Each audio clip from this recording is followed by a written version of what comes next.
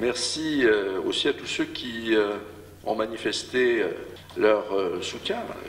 L'émotion de Marc Cabane était palpable ce midi à l'issue des discours des acteurs politiques locaux.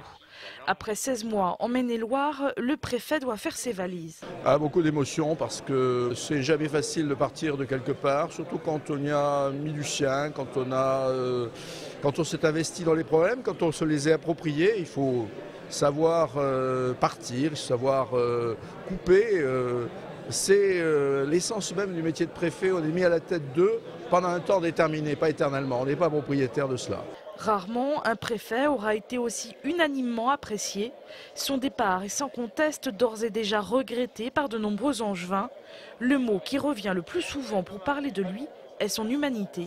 Là, on a un séjour qui aura duré peu de temps et avec quelqu'un qu'unanimement on a pu apprécier, donc ça rajoute, j'allais dire, à l'émotion ou à la déception qui est liée à son départ. C'est assez extraordinaire qu'un préfet en 14-15 mois, je ne sais plus exactement, ait su s'imposer à la fois comme une interface de l'État, mais une interface bienveillante et constructive.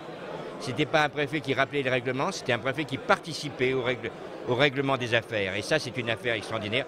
Et il le faisait avec talent, avec gentillesse, humanité.